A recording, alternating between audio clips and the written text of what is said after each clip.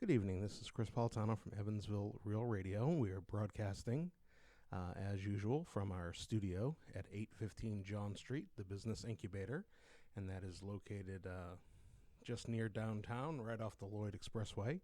And they have a number of businesses here that are setting up shop and developing to full-fledged businesses. And in the meanwhile, while they're here, they are learning to kind of share resources, and the Business Incubator helps them by having all those resources available to them so that they can accomplish a number of different things that they would not necessarily be able to accomplish as economically without a business incubator. So we do appreciate them setting us up here with the studio, and we are again WCRY, low power FM. We are hoping to eventually get onto a broadcast signal. And once we have accomplished that broadcast signal, we are going to start broadcasting over the air as well as on the internet, and hopefully also streaming over radio, which unfortunately does cost a little bit more. So as we are looking at doing these things, that is a big challenge for us. So one of the things that we have decided to do is that we are going to have a Kickstarter campaign. So you can be looking for that. We've been working on that rather diligently. So as we continue to work on that, that will be a challenge for us. And once we get it set up to go, we'll be asking you all to share it, as well as to kind of kick in and find people who might be willing to help us out by contributing to that. So as we're kind of looking to do that, it's a bit of a challenge. So we would covet your prayers in that regard. And we do, again, thank you for tuning in this evening. We will be getting a little bit of video going with that Kickstarter campaign and a little bit more of an explanation about what we're all about. But you all already know that we're about teaching Christian ethics, and particularly as that relates to government and also as it relates to the family. However, we are not an exclusively Christian station. We do eventually hope to have music, particularly local music, both sacred music and Christian contemporary type music that's local by some local talent. And we also are going to feature hopefully local secular music as well. So that is something that we are diligently working toward, and hoping to get more of that. And then the other thing, because low power FM is designed to kind of represent minority interest in terms of what is available on the radio. There are many things that used to be on the radio. So, for instance, music from the 1940s or 1950s, and we still have plenty of people who would probably like to listen to that, but it's just not on air anymore because it doesn't necessarily pay to have a station dedicated just to that. So most of the mainline commercial stations stick with mostly pop music and popular music as a regular basis. So the old-time country twangy type music that people like to listen to, that is another thing that is very difficult to find on the radio dial these days, as well as, electronic dance music and Indiegogo type music and all different genres, just things that are generally underrepresented. So a community radio station, because we are primarily volunteer run, we have the ability to put that type of thing on air. So we can have classical organ music, we can have different types of things like one-hit wonders that you just don't hear that frequently, maybe cool jazz, which is, again, something that isn't going to necessarily play on the mainstream kind of commercial stations. So that is one of our advantages. So in addition to the educational mission, and in addition to the Christian message, we'll say we're a low-power FM radio station with a big message. That'll be a good tagline there. And that is our hope and stay, what we're hoping to accomplish. But you probably didn't tune in to get this long explanation of the station. You tuned in because you wanted to hear one of our shows, and we are featuring a different show each week. Most of the time that happens on Thursdays. The Holy Smoke Hangout happens on Mondays. And ideally, we like to have live shows, but this time around we're going to have a pre-recorded show, and Dr. Richard Moss is the one who will be presenting for us tonight, and I'm hoping that we don't experience any technical glitches, because we have never tried to do this before, where we use the OBS software and run a pre-recorded show. But we're going to give that a go, and without further ado, I am going to try to switch over to that, and hopefully we will have his audio stream start up pretty much right away. Hello, everyone. Richard Moss, Dr. Moss here, ear, nose, and throat surgeon in Jasper, Indiana, columnist, author, traveled around the world, husband, 4 kids. I ran for Congress last go-around, May of 2016. I remain very much interested in politics. I may run again. In the meantime, I write regular columns, meet with other like-minded conservative individuals, and now happy to be a part of this program, this radio show with Chris Politato on internet radio and beyond. Let me also mention that I grew up in New York City. I was one of 5 boys raised by a single mother, single parent. And that was in the age before the single-parent mom. I did my education in Indiana University Med School and my residency in New York City. I did live and travel around the world for 3 years. I did volunteer head and neck cancer work in developing countries in Asia. And so I have been around in many ways within the country and abroad as well. You can find me on Facebook, Twitter, Instagram, and let me also direct you to my website, exodusmd.com, one word, and you'll see all of the articles I've written over the last 20, 30 years, and a lot of other interesting things as well about my past and my work overseas and a lot of pictures. But there's a lot going on now. There's no shortage of things to discuss. And one of the articles I've written recently was in December 2016. And the title of it was "Liberal Heads Explode After Trump Victory." And if anything, that explosion is getting worse. Now, I enjoy that sound. I believe it's a festive sound that all of us who suffered through the 8 years of Obama ought to be celebrating. Now, we know that the left is diabolical. We know that they seek to overturn this country and destroy the American system. And they are a threat. But nonetheless, as we watch their behavior, we can sit back and we can remember one thing. We won and they lost. And that should be something that we celebrate. As I often say, we didn't dodge a bullet, we dodged a nuclear bomb. Because I can assure you, and I suspect most of the people listening to this will agree, that another 4 to 8 years of basically Barack Obama and his agenda through the vehicle of Hillary Clinton and that radical, hardcore left-wing Democrat Party really would have been a nuclear bomb. How many of us felt over the last 8 years that we're doomed already? But now, as bad as that was, try to imagine another 4 to 8 years on top of that. And so again, we can just say the simple phrase that says it all. We won and they lost. There's a cultural revolution going on in this country.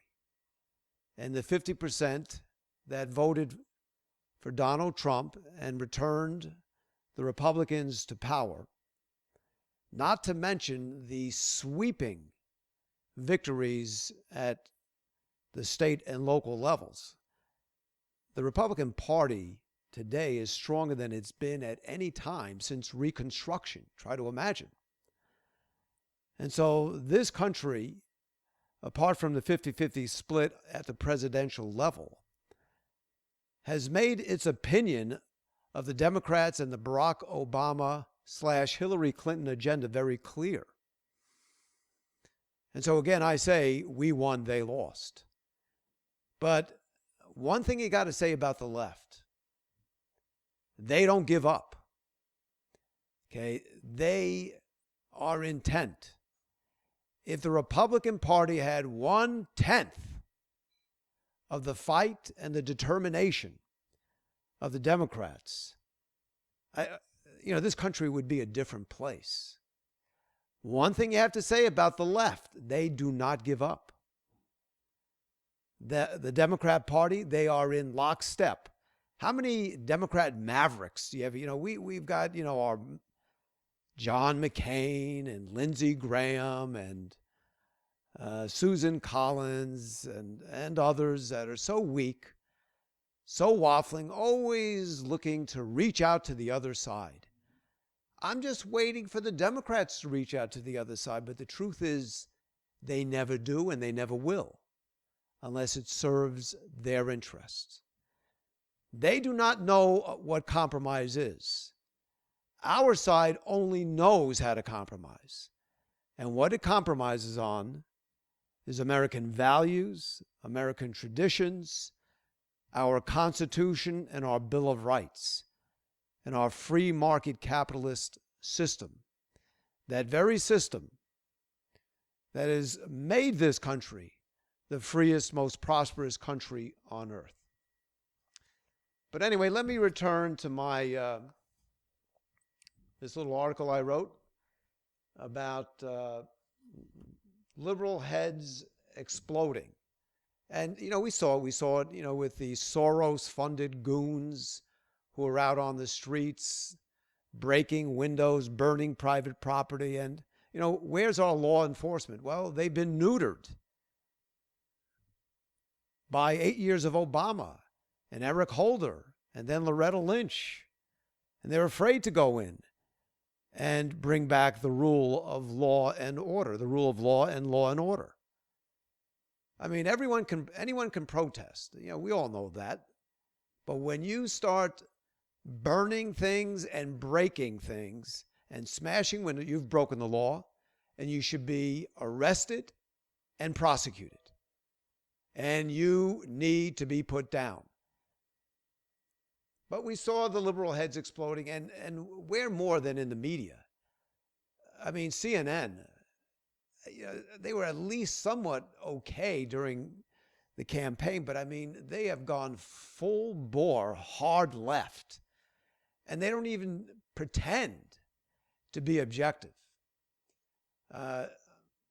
We might as well refer to them as the Crescent News Network.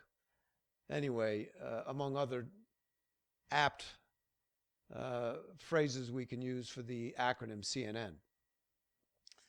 So and then you have, of course, the social justice Nazis, as I like to refer to them, the college campus snowflakes that believe in one thing, basically, which is their right to be offended. And when you offend them, you're triggering them. They need to go into their safe spaces.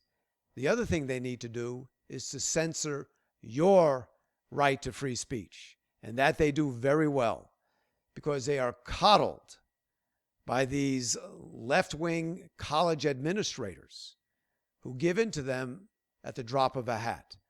And so we get conservative speakers that are not allowed to speak, the heckler's veto, but it's more than a heckler.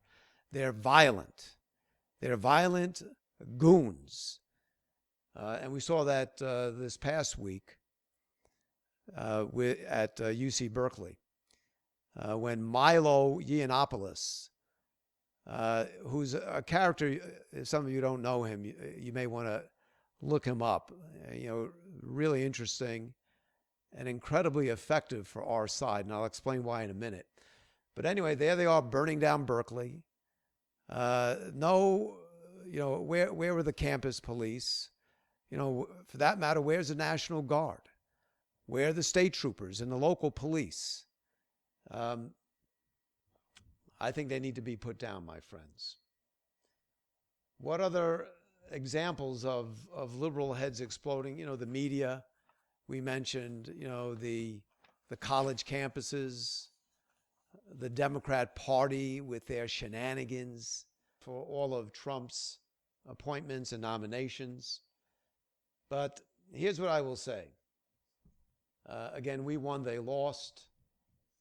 And my hope is that they will further alienate the country even more than they already have. I think they may very well be providing us the pathway for a Trump landslide victory in 4 years. It's happened before. It happened with, Nixon, of course, in 72 when, with all the protests that went on, the Vietnam War era and so forth. And we saw it with Reagan, of course, with his landslides, and we can see it again. So I'm big on us being in a celebratory mood. We've had the inauguration. It's just a few weeks ago, and we have to see which way President Trump is going to go. We hope he's going to stick to all of the promises that he made. And let's face it, the biggest ones would be, to me, on immigration and then restoring national security, which has been so badly damaged during the Obama years. And as well, the restoring our economy, bringing back jobs, and this sort of thing, which obviously is critical. Some of his policies I agree with, not all though. I'm not a protectionist. And I really don't think there's any way you can get around the fact that when you go down the protectionist path that you wind up hurting Americans. The best thing for us to do to restore our economy is to lower taxes and to reduce regulations and to create the most favorable business environment in the world. Right now, we are not. We have some of the highest corporate tax rates in the developed world. And so it's, to me, the path there is quite clear what to do. And I think he is on board with most of that, but I'm not sure about the protectionism part of it. And we conservatives want to be free to criticize President Trump when he goes astray. And that would clearly be one such way. I'm going to just say also, one of the best things, and we all know this, he was very entertaining during the campaign, both the primary as well as the general election.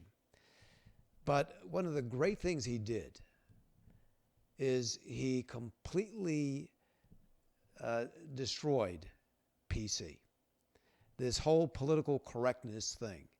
He had no time for it.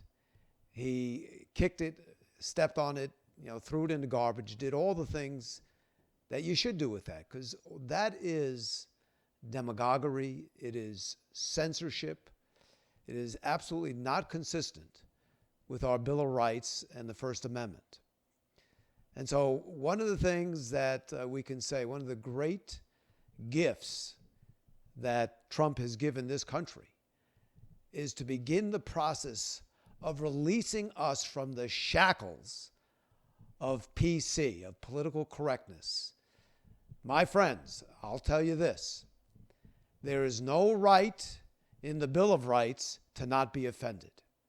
And if we go down that path, then you will see more and more censorship and an abridgment of our First Amendment rights. The media and the left are very fond of referring to the right as the alt-right. The Hitlery stuff that we never stop hearing from these bogus so-called journalists in the media, that, in my opinion, we can refer to them really as vermin, because at this point, that is what they are. They are so intent on bringing down this country they are so they are so hardcore left wing that for them to parade around as somehow being objective is an absurdity. And I really think it's time for us just to confront them at every point. I should mention that's another one of the gifts that Donald Trump has given us. And I'm saying this for all those never Trumpers out there. I was not for Trump in the primary, let me just say.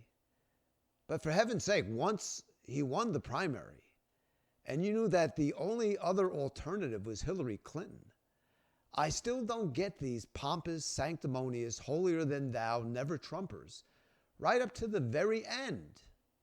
Still going on, feeling, really good about themselves, sort of this moral preening that, he's not going to win anyway, as they thought. They unfortunately got caught. So they figured they had nothing to lose because he was definitely going to, they thought he was going to lose. And so they continued with this pompous, sanctimonious, I'm a never Trumper. But one of the great things that Trump did, though, that we all have to recognize, is he made the media irrelevant. This is an incredible victory for us. We had gone along with the idea, and we believed that the media really picks our presidents and below that as well, but particularly the president. And no better example of that was Barack Obama. If you had to think of someone who had absolutely no gifts, no resume, truly a paper-thin resume, a real media creation. The guy never created a job. He never created a service that anyone ever wanted. A real affirmative action mediocrity. And we're still waiting for his grades and transcripts, by the way, from wherever he got to go to, Columbia, Harvard, and so forth. But the point is that among a variety of things that we really should be grateful to for Trump is that he got rid of PC and he really kicked the media down the steps and just about made them irrelevant. And so it is a great day. We should remember, again, we won, they lost. So the left refers to the right as the alt-right. We're all Nazis. We're all neo-Confederate cross-burners, even those of us who are Jewish, which I happen to be. It doesn't seem to matter. It's just like they call Trump a Nazi. It's like, let's go out and have a latte, a cappuccino, or, a croissant, or a little sip of wine. And, by the way, Donald Trump is a Nazi. At a certain point, it becomes just part of the noise because that's all they say. So everyone on the right at this point, all Trump voters are Nazis, are neo-Nazis, we're fascists, we're goons, we're neo-Confederate flag burners, we're the KKK, white supremacists, all of these things, these disgusting slanders that basically is all that they have left. We should refer to them as the alt-left. And in their case, the alt-left is the entire left. It's the Democrat Party. And they are hardcore radical. The left, the media, the political left, and is there a distinction between the media and the Democrat Party and the political left? They are one and the same. As I often refer to the media, they are the propaganda wing of the Democrat Party and of big government. And so they are the alt-left, all of them.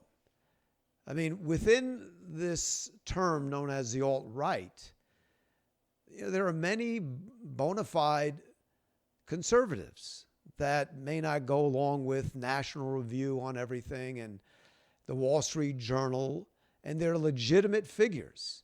And there's 2 or 3% of them that are truly unsavory, and they're out there. They're Jew haters, and they are, many of them, I would say, neo-Nazis. And we reject that. But that's not the entire alt-right by far. But the entire left is the alt-left. And that includes these goons rioting in the streets, so many of them funded by Soros. And I'd say just about the entire Democrat Party. I mean, they're all in lockstep. And then, of course, our good friends in the media. These people see their country through the prism of bigotry and oppression. America is a terrible place for these people. It is a sweltering cesspool of racism and intolerance. That's how they see this glorious country.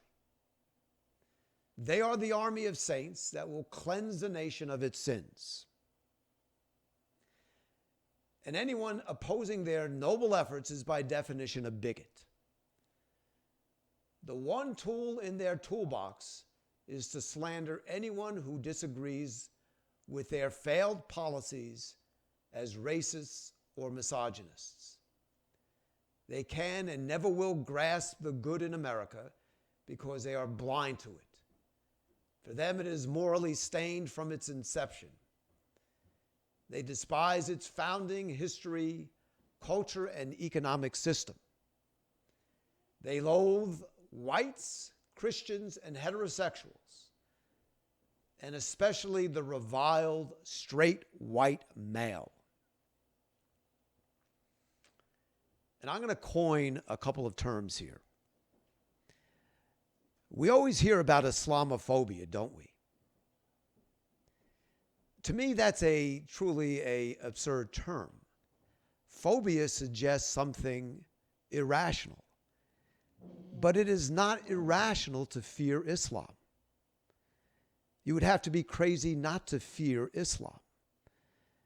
Islam, quite frankly, deserves to be feared. And it's got 1,400 years of history to back up what I say, quite apart from their behavior that we see every day across the screen, everywhere in the Muslim world, including here in our own streets and in Europe, and then surrounding Israel, and then, of course, the vast Muslim world. But here's a term that I want to coin right now. To me, the problem is not Islamophobia. The problem is Islamic jihadist terror. That's the problem. And by the way, I wish Trump would have given that answer when. I don't know if you remember during the debates with Hillary, there was a Muslim lady in a hijab who asked him about Islamophobia.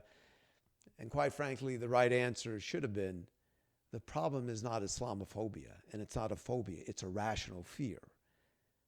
The problem is Islamic jihadist terrorism.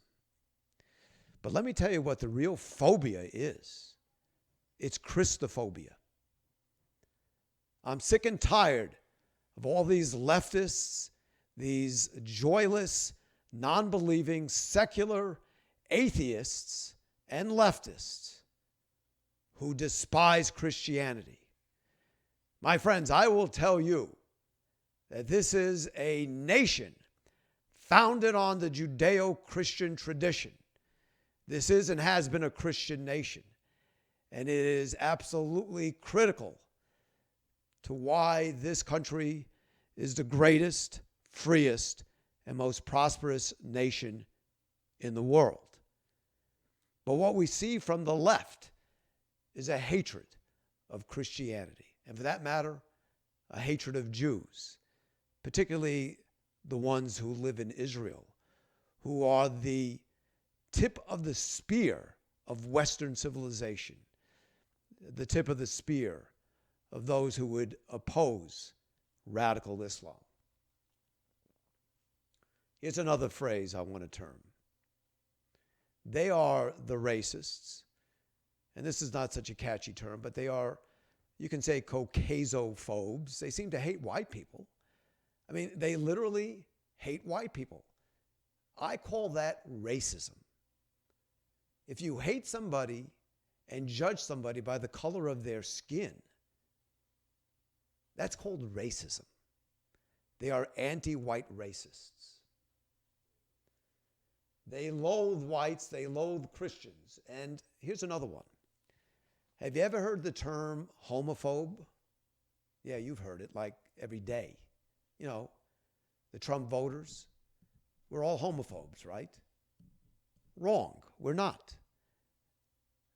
We just don't happen to believe that marriage should be redefined.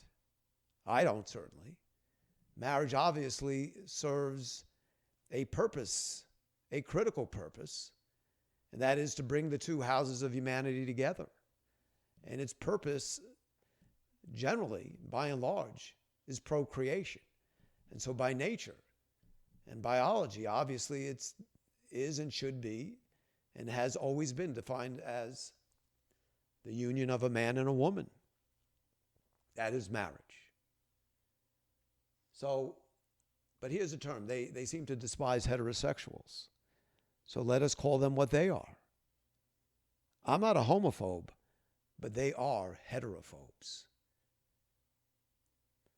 So the intolerance and the racism and the bigotry is all on the left. It is they who are the racists and the bigots, and they wonder how they lost. So let me give some real news for the fake media, the fake left. America is the greatest nation in the history of human civilization. It is the most tolerant and least racist country on earth.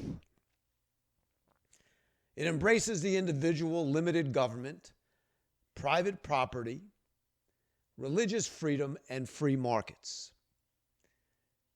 I consider our country the pinnacle of Western civilization and model for the rest of the world. And here's a controversial statement. If you live in this country, whoever you are, whatever your station, whatever your race, color, ethnicity, gender, you have won life's lottery. But the left will never see this. So, my sympathies go out to the crazed left. Let them continue with their antics and their shenanigans, exposing for the country and the whole world to see just who they are. And I'll say this. After 8 years of Obama-ism, we deplorables have had enough. Yes, my friends, enjoy this festive sound of liberal heads exploding. You know, there's a lot of things going on now that I also want to at least touch on briefly, but I wanted to strongly emphasize this phenomenon of Christian persecution. We Jews used to be able to say that it is the Jewish people that are the most persecuted. And certainly historically, there's no question about that. But we have a very powerful country now, and that country is called Israel. And may God bless and protect Israel. They're always under threat. We know that. But we have a country there for the Jewish people in the Middle East. And of course, there are Americans, there are Jews throughout Europe but their numbers are so small. And then we have many Jews here in America. Now, I'm always asked about, why Jews are so liberal, and I'm going to defer that question for now. We'll get to it another time. But I will just say this. You would never know it by the way Jewish liberals talk, but the Jewish community in America is the safest, most affluent, most secure Jewish community we have ever had. And for me, I wished they would stop complaining all the time. And what's really galling is how they could have voted as they did for the most anti-Semitic president we have ever had, the most hostile, the most anti-Zionist, anti-Israel president we have ever had. Yet they continued to vote for him in 2 elections, and they then voted for the one who would have continued his agenda in the form of Hillary Clinton. But that for another day, my friends. The Christian persecution, though, at this point, when you realize so many of these countries where Christians live, they're a minority. Many of them are Muslim countries, and yet you never hear anyone talk about that. We always hear about the problems of Muslims and how we haven't dealt with them fairly. But Christian communities throughout the Muslim world are disappearing. Just as an example, when Morsi, the Muslim Brotherhood figure that Barack Hussein Obama supported, became the president of Egypt, the next year, 200,000 Copts, those are Egyptian Christians, left Egypt. It's an incredible number. I'd have to do the math here, but it's a significant proportion. There's about 8 to 10 million Christians that live in Egypt. And so you took, in 1 year, 200,000 of them fled. Now, thank God, Sisi, the military general, took back power and saved that country, did us, Israel, the Middle East, and the world really an enormous favor. That man is a true reformer, by the way. And guess who distanced himself from him when he had done that? Yes, our good friend Barack Hussein Obama. This man is a brave man. He spoke about the need for Islam to reform itself. But I'm digressing a bit. I wanted to emphasize the phenomenon of Christian persecution. I look at the Sudan, look at Nigeria, and in Kenya, all of these radical jihadist Muslim groups like Al-Shabaab and Boko Haram. I mean, it's more than just the ones we all know, Al-Qaeda and ISIS, which is terrible what they have done. And here we find that this whole big debate about refugees and Trump's executive order. Barack Obama allowed less than 1% of the refugees that were allowed into the country were Christian. Now, where is the safe place for Christians in the Middle East? There are none. Why wouldn't he have emphasized Christian and Yazidi? Maybe he is a Christophobe. Yeah, I think so. But the Christian population, for example, in Syria, is about 10%. So at least the number of refugees coming in from Syria should have been roughly 10% Christian, but it was not. It was a fraction of a percent. Now, why would you do that? Obviously, the Middle East is all Muslim. What's the deal with Saudi Arabia or Qatar and all of the other oil-rich Muslim countries, Arab countries? Turkey, as another example. Why aren't they taking in their Muslim brethren? And if they're not, why are we? But on the other hand, why wouldn't we want Arab Christians who are obviously being persecuted and intimidated and massacred and raped and brought into slavery and beheaded and so on, they and the Yazidis? Why is it that there's only room in the Democrat Party and Barack Hussein Obama for Muslim refugees, but not Christian? So I want to emphasize strongly this phenomenon of Christian persecution around the world. So I'm going to tell you something else that I'm going to draw a little bit from a great columnist by the name of Daniel Greenfield. He writes for Front Page magazine, and he has his own blog called The Sultan Knish, which is kind of funny. If any of you know what a knish is, it's kind of a Jewish food. But he's from Israel, and he's living in New York City. And I would say he's the most brilliant columnist writing today in America.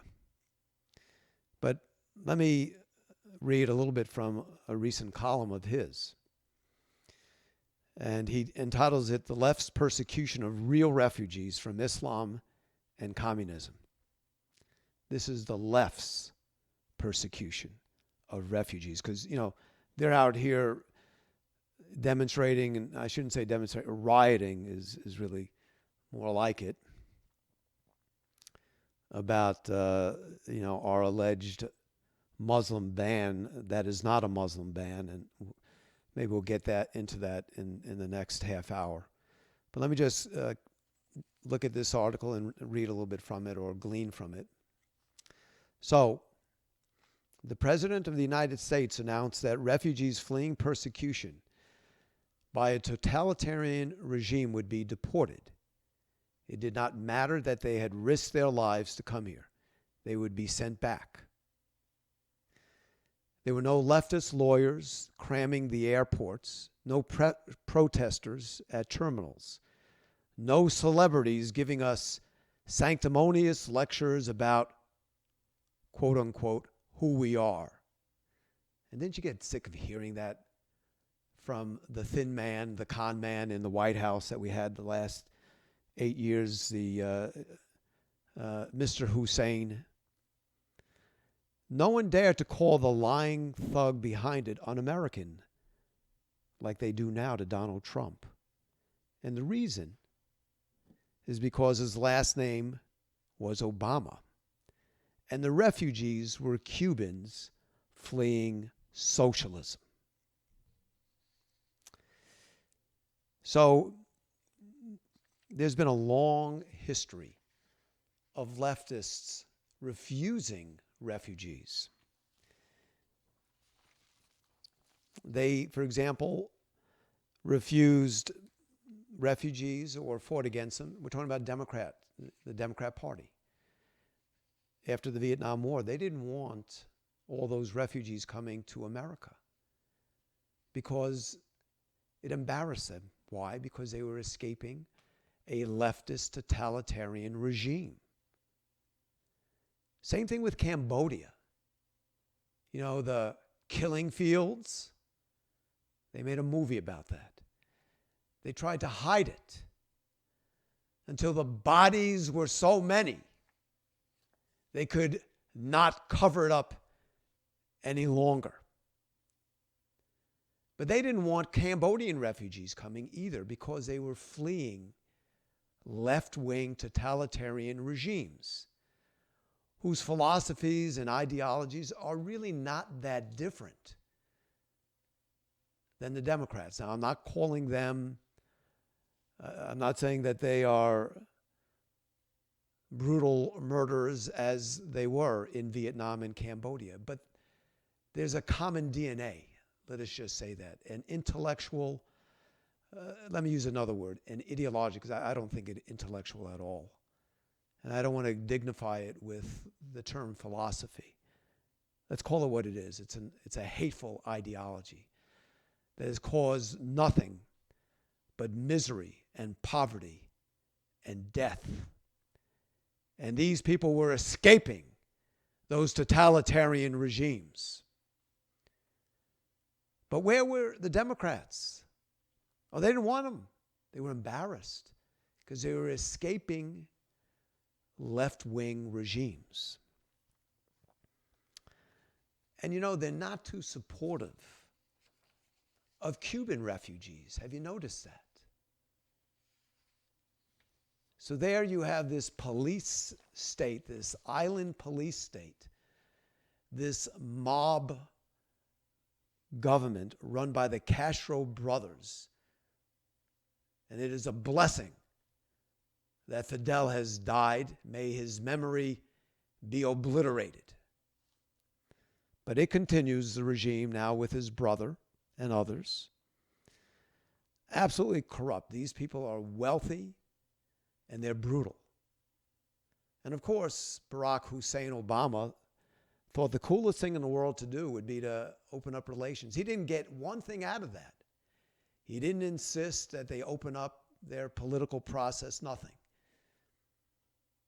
There is a totalitarian impulse in the left.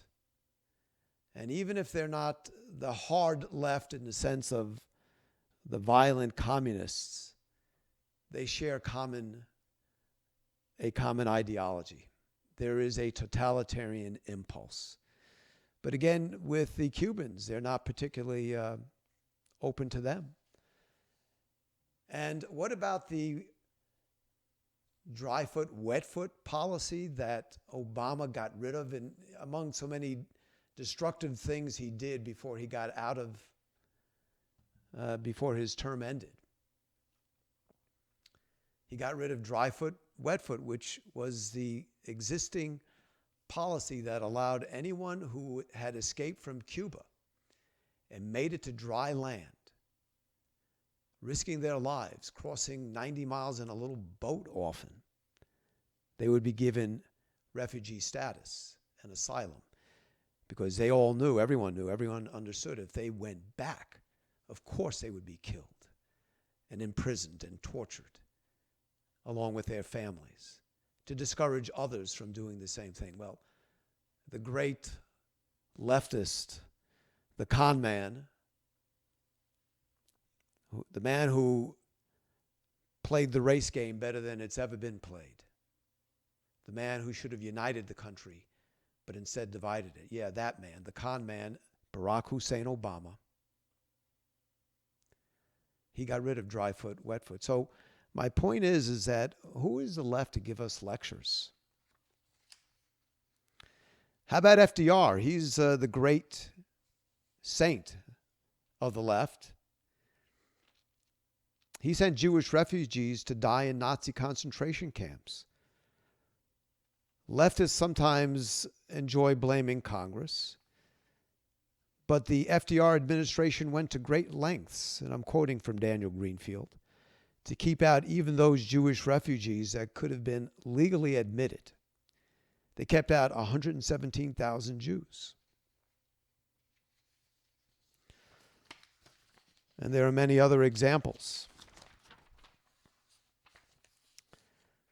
So it was also the left that denied Soviet Jewish emigration. Again, they are sympathetic to the leftist totalitarian regimes. They just seem to have a soft spot for dictators, left-wing dictators. They do.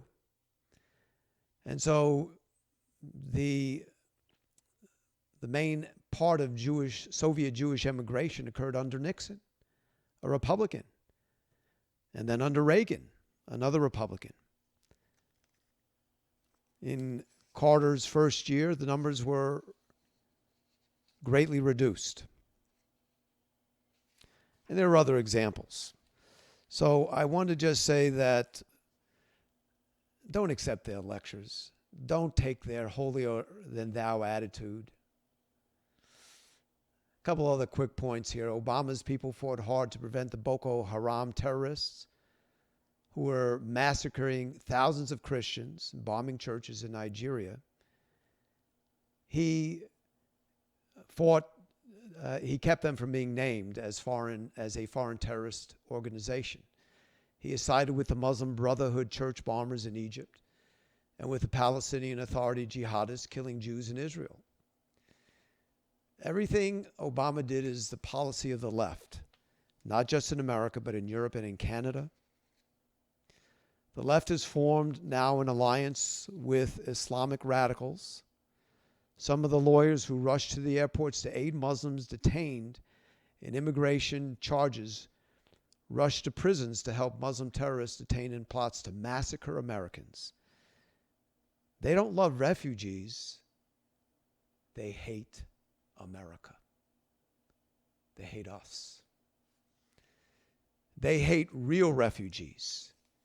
It hates them because real refugees want freedom, like the Soviet Jewish refugees and the Cuban refugees and the Christian refugees fleeing the Middle East. They would be perfect to come here. This is a Christian nation. We should embrace other Christians, and they would be eminently suited to help us in understanding Islam and preventing problems with them, and to alert us to the dangers of Islam. But no one cares about Christians in the media or the left or the Democrat Party. But I want you to know that this Jew cares about them a lot. My friends, there's a lot to talk about, and we'll pick it up at another session. I'm going to close off now, and we'll see you next time I'm on the Chris Politano radio program. I am Richard Moss, ear, nose, and throat surgeon from Jasper.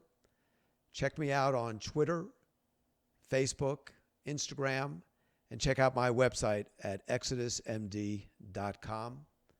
Great being with you. Thank you very much.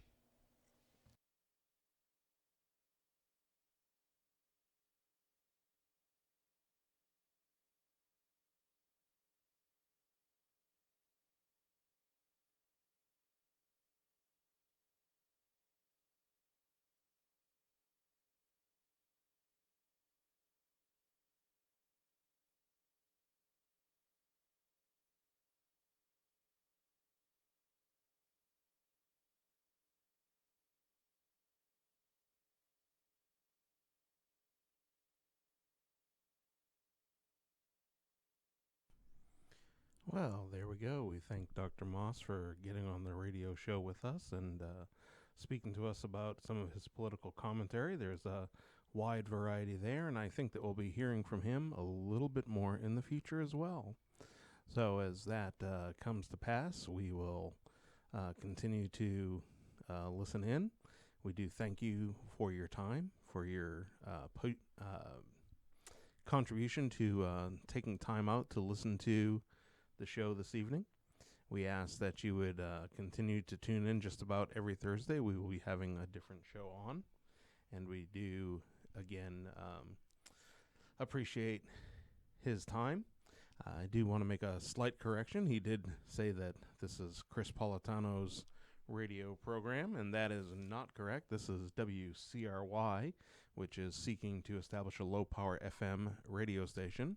That is a community radio station, and we will have a particularly Christian mission, is the education of biblical ethics, particularly as it relates to government and family. But we will also be playing things like local music, both from Christians and non-Christians alike. And I mentioned earlier that we will be having a Kickstarter campaign that will be starting within a few days, certainly.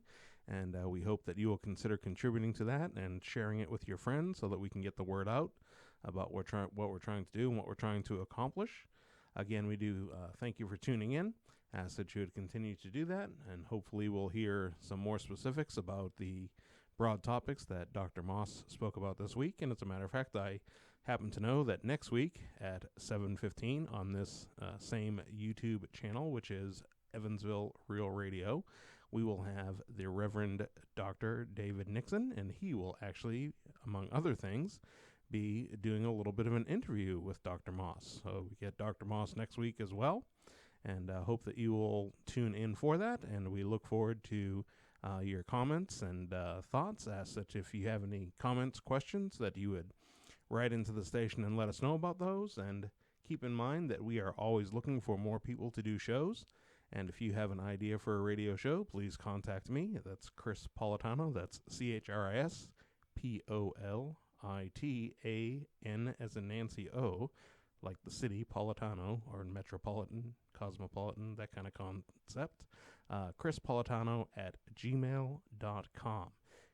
Again, we do thank you for tuning in to WCRI as we are broadcasting from the Business Incubator on 815 John Street, which is a place where people can start businesses and have a lot of the resources that they need that would often cost them a lot of money readily available for them to use until they are able to establish themselves in their own private businesses.